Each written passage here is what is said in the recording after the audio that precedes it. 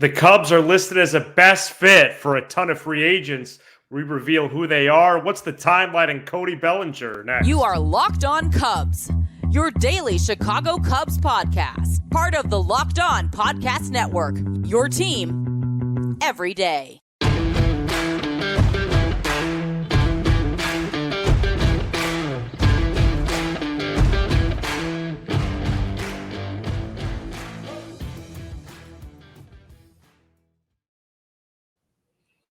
You are Locked On Cubs, part of the Locked On Podcast Network, your team every day. Alongside Sam Olber, I'm Matt Cozy. Please support the show by following on your preferred audio platform, and you can watch, subscribe, and leave a comment on YouTube. Thank you so much for making us your first listen. Sam and I are lifelong fans, taking our passion into a discussion with you on all things Cubs. This episode is being recorded for November 2nd, which is the day the Cubs won the World Series in 2016, and we will discuss that later. And it's also Sam's birthday. Happy birthday, player. What's this song, dude? Dance music, dude. I thought you were going to play like Happy Birthday or something. We don't have the rights to that, man. Can you please turn this off? Whatever StreamYard has, man.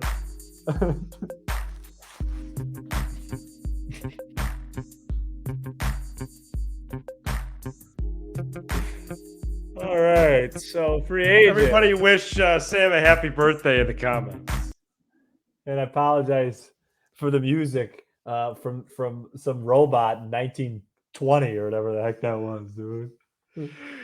Cubs listed as a best fit. What? Hey, what was that guy's name that was really famous for the silent? Charlie Chaplin, the silent comedy. You know what I'm talking about? The guy that was like, he did comedy or whatever, but it was silent. There was no sound in the movies. They're like silent films. Yeah, I believe it was Charlie Chaplin. Yeah, it's that for whatever reason with like no sound. It reminded me of back in those days. Anyways, carry on. Yeah, well, we take a lot of our comedy influences from the olden days. Yeah, as you should. It was a better time for comedy. Cubs listed as a best fit for 10 of the top 40 free agents, Sam. This is per The Athletic earlier this week. Let me give you the list first, then we can break it down and zoom in on Bellinger because there's some big news with him. Yeah, is there? Ohtani. This is who the Cubs are listed for. Wait, when you say listed as number one or like an option? Do you want to give me? I can give you their numbers. Well, that would be helpful. Yeah. I'll give you their numbers, and I just need you to check your mic for me. Oh, I'm sorry. Yeah, check your mic. I just heard it went lower. How better now? Oh, phenomenal. Oh wow. So so maybe put in the comments I had a little mic issue early on. Not necessary. Okay. Ohtani, number one. The Cubs are listed as one of several teams, Sam. Yamamoto, 2. Nola, 4. Bellinger, 6. What? What? Wait, Bellinger 6th? Yes, 6th overall the whole market this winter. Is that higher or lower than you expected? Wait, I'm sorry. Go ahead. Keep going. I'll let you finish. Matt Chapman, 7. This is who the Cubs are listed for. Waka, 12. I think that's out. Stroman, 14. Candelario, 27. Hendricks, 29. And a possible reunion with Wade Miley, 31. That's the 10 players the Cubs are listed as for best fits. Keep in mind, multiple teams are listed in that category, but that's where the Cubs land for those 10 dudes. Wait, it's so when nice you say to see that they're going to be interested in a lot of guys. But what does the number mean? That's on the top 40 ranking. Okay. So Bellinger's sixth of 40. Oh, I thought it was like Bellinger was 6th, like out of the list and the Cubs were 6th on the list of getting him. Oh no, this is a top 40 list. Oh, got it. Okay, so they were connected to Ohtani, Yamamoto, Bellinger, Nola. Chapman, Nola, Hendricks, and Miley. I'd like to pass on And Miley. Waka and Candelario and Stroman. And that's going to be a pass on Candelario and a pass on Waka for me. Well, how is Waka the 12th best free agent? He had a huge year this year. Huge. Wow. Okay. And Strowman, I wouldn't mind if he weren't on the team. Well, and I think that would be a good topic to possibly lead with for Friday's show, Sam. I think I've made my point pretty clear on that. And let me just read you real quick. Waka 14-4 with a 3.22 in 2023. Wow. Yeah, I didn't realize it was that good either. Holy Moses. Well, here, let me give you this then for a minute. Jim Bowden I got a haircut. says, Did you notice that or? I didn't. Oh yeah, I didn't really take much off at all. So you just got like a trim? Well, it's more on the sides, but all right, just go ahead. Try to get myself a birthday haircut. Nobody cares. So Jim Bowden, I mean, I always think you look nice. Jim Bowden. Here we go with Bowden. Says 2 years for 32. So would you sign Waka for 16 AAV then? 2 years for 32?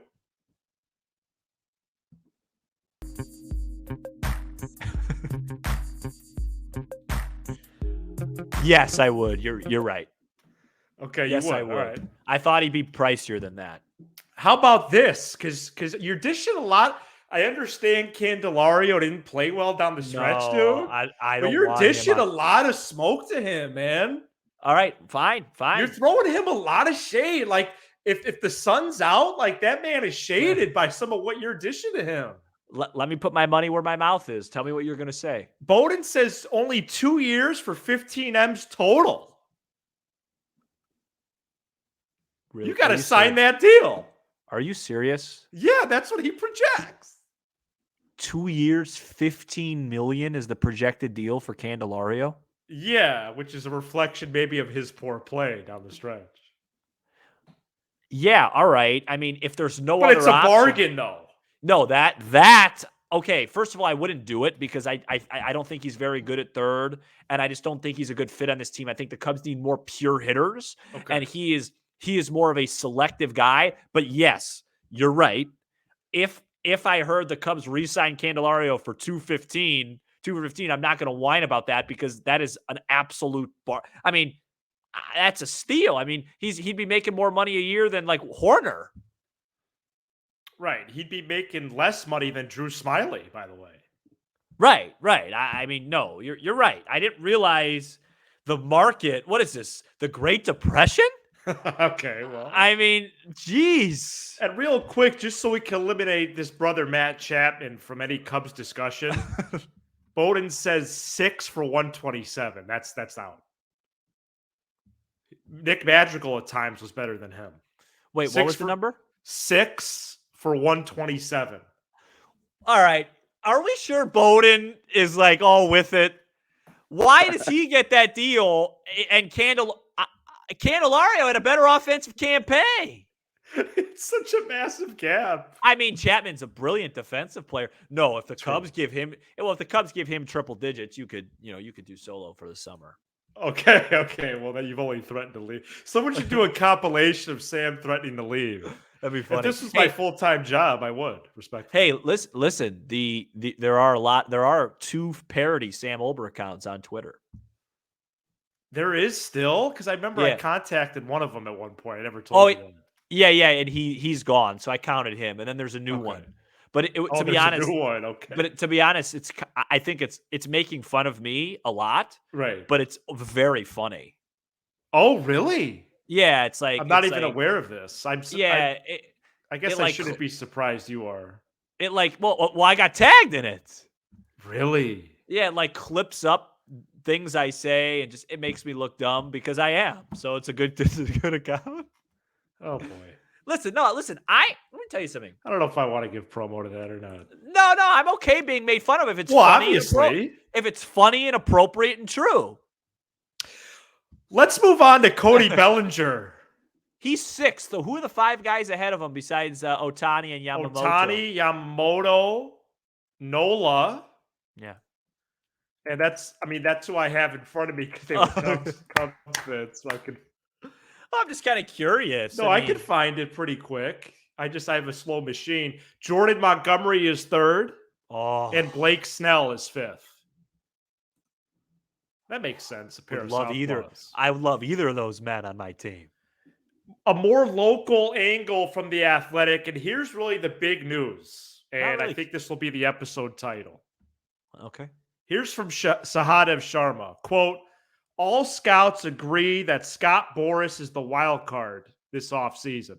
Yep. The Cubs know that and are preparing for him to take Bellinger's negotiations deep into the offseason. Unless Boras is able to convince an owner to give Bellinger an outlandish deal, it's unlikely to be done in December. But if this extends deep through the winter, perhaps the Cubs can be the final destination for Bellinger, close quote. This is huge news because the news is this. Bellinger is likely going to wait to sign. And if that happens, then the Cubs' chances of bringing him back actually increase. I think that's huge. Yeah, maybe like a Fowler type situation, not as deep, but the longer it takes, the more likely he returns back to the incumbent. Yeah, I think I agree with the premise of the piece. Okay. Boris makes it very tricky, man. Like that guy is about one thing and one thing only, and it's dollar signs. Right. So it'll be interesting. I think I've been to be honest with you, and it's probably not something I should admit on air, I've tried to eliminate myself from too much of the rumor mill. Yeah, because well, I understand. You know me, I'm still digesting the campaign. Right. And I'm full off season. Yeah, you're full off season. That's why you're you and I'm me. I'm making a Google sheet right now, Cubs 40-man roster. Yeah, no, and God bless you. But I think there's also some truth to the Cubs making some additions prior to the Bellinger decision that, again, I think he's going to end up going with money, but, maybe a little discount where it's like, all right, I know I can hit it Wrigley. I like the fans. I like the group of guys. And I know we're going to have a really, really good team.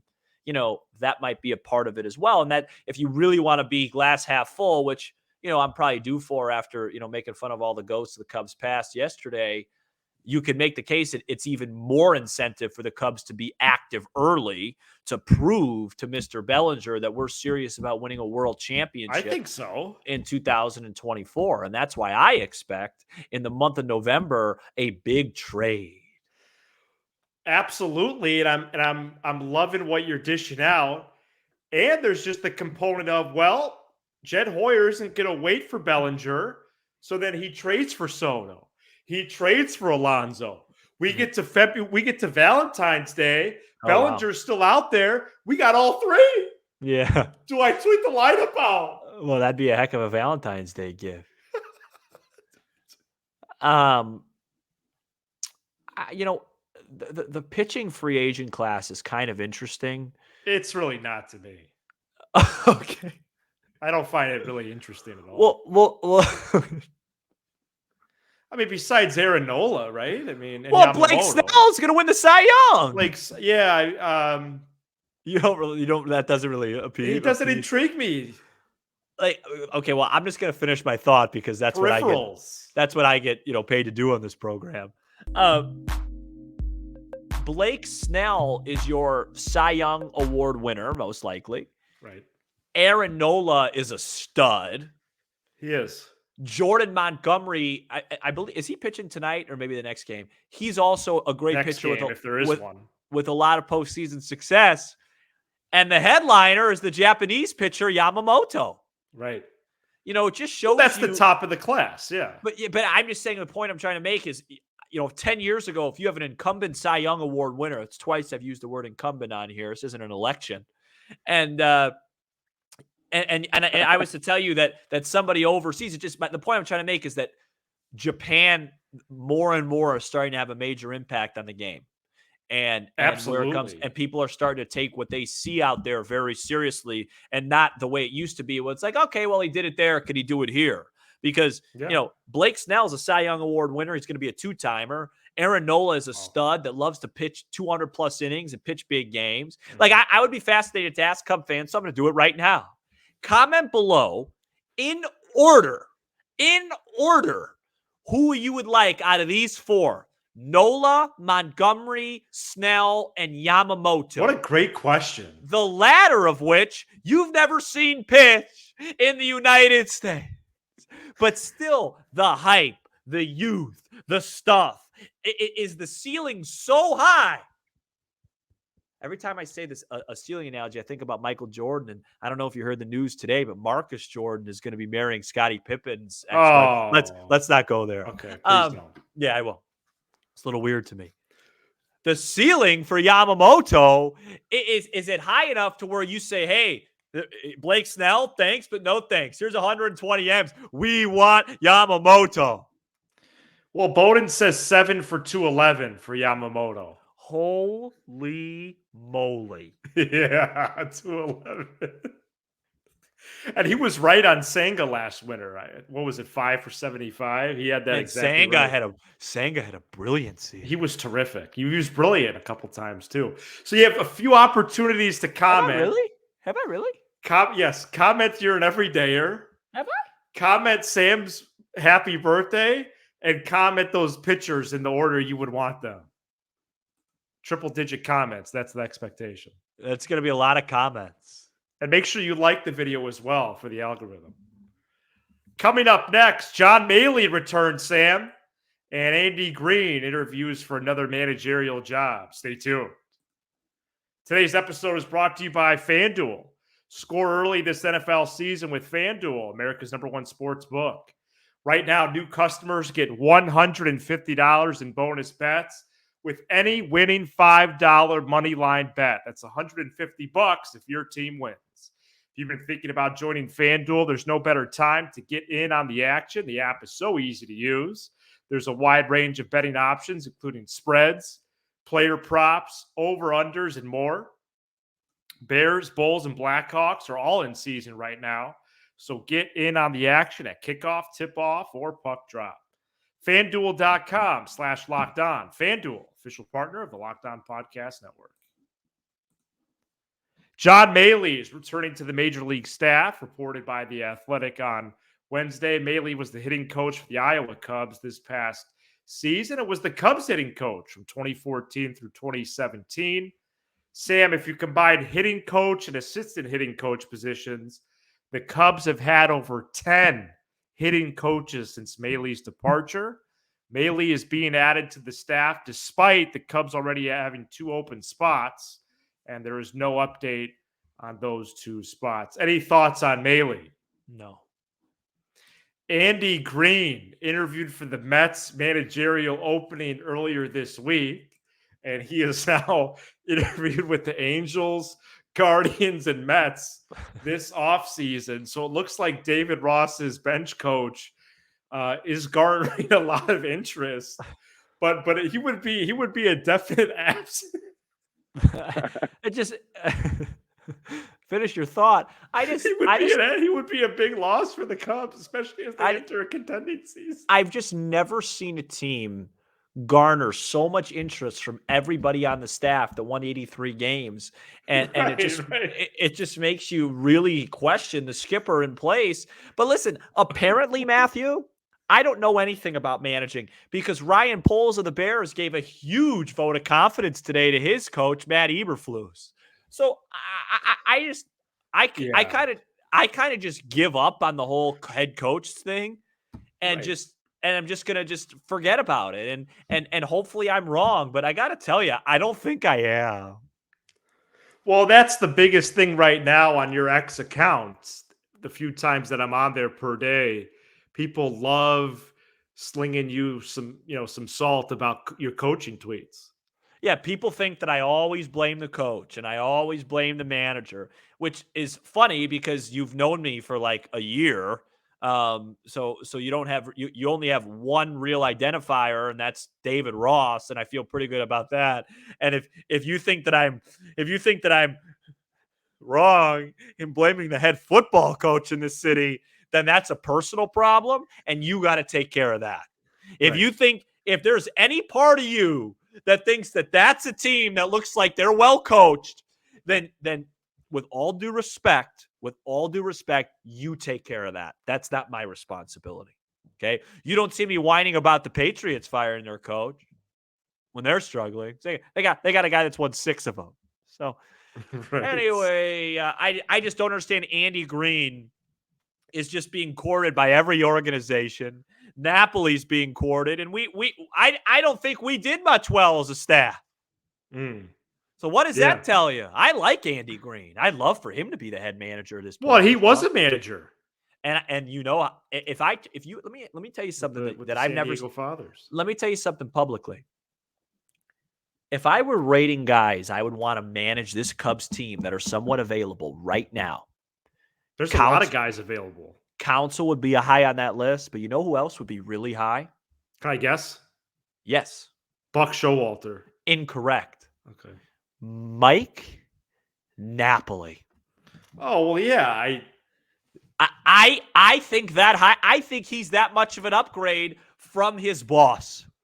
Wow, I thought you were saying like managers that were No. The point I'm trying to make is like I just think there's better guys in the building. Okay, and I think you've hinted at that, but yeah, haven't come out and said it. And Miles Mastroboni on this very show gave a shout out to Mike Napoli, I mean, watch the show at the end, folks. I mean, he went out of his way to talk about what he thinks of him.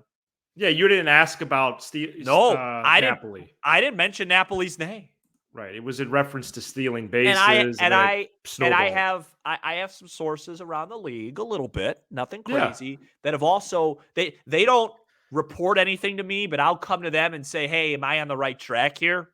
And that's a good question. And I have asked that about Mike Napoli and have been affirmed by multiple, like that he is people really want him in their building. Right. No, that's a big deal for sure. We're not there yet. No. I just wish it was March. Coming up next, World Series anniversary. Let's do it. Stay tuned. On November 2nd, 2016, the Cubs won the World Series. I will link our episode from 1 year ago today, Sam. We did the whole 20 to 30 minutes on the anniversary. Right now, we're doing a segment. But this date comes up, and it's just great memories, especially for you, same day as your birthday. I always struggle, and when I say always, it's the second time we've done it, so that was a dumb comment. But when I describe this to people that I don't know well, I want to be careful when I say it because I don't want to sound insane. But it was like a turning point in my life. It was my 23rd birthday. Same year, my Michael Jordan birthday.